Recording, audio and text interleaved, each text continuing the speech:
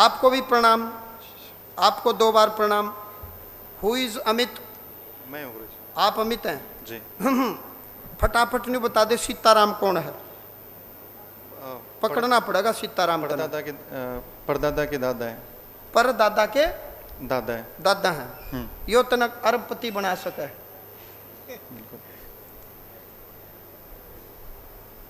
If you become a Millionaire या billionaire तो आपने सीताराम को मानना होगा। ठीक है गुरु जी। आपके परदादा के दादा दादा परदादा के भी दादा जी। तो तन्ने के पता सीताराम है मारे तुक्के? नहीं, लिख रखा है पूरा। कहाँ दिखा? कौन सी पीढ़ी है ये रोहित हमारी भाई। आप रोहित और अमित आप हो? जी। ठीक है। ये लक्ष्मी आपके पापा है। आपके पापा पापा और फिर धर्मचंद दादा है। फिर जीताराम परदादा है। और फिर जसराम। हाँ। और फिर सीताराम जी। जसराम पित्र है, देव रूप में है।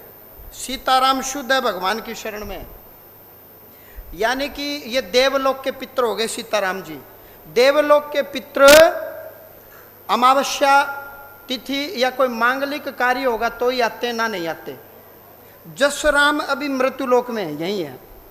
तो मृत्युलोक के पित्र जो हम रूटीनल अमावस्या मानते हैं उसको ग्रहण करते हैं, और देवलोक के पितर जो यज्ञ हवन करेंगे या कोई मांगलिक कार्य होगा, विवाह होगा या अमावस्या होगी या श्राद्ध की अमावस्या होगी, किसी विशेष परिस्थिति में देवलोक के पितर आते हैं।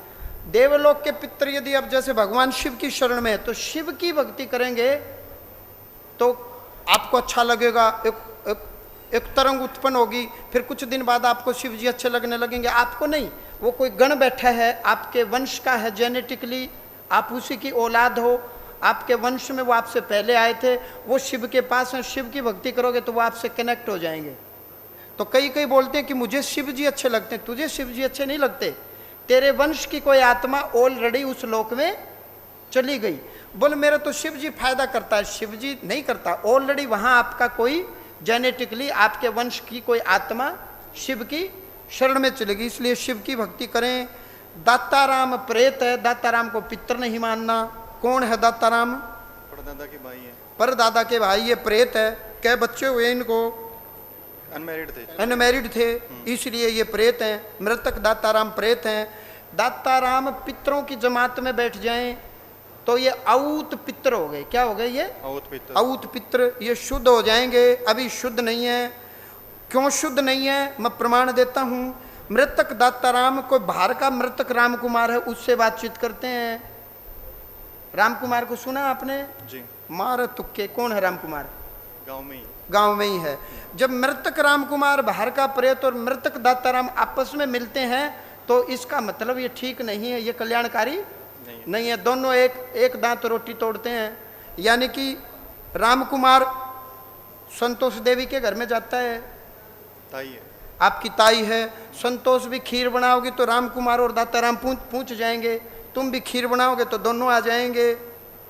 और दोनों मिलके धर्मपाल और राजेश के घर भी जाते हैं, और साथ में मृतक रिसाल को भी पकड़ लिया। ये भी बाहर का कोई है, विधाता जाने।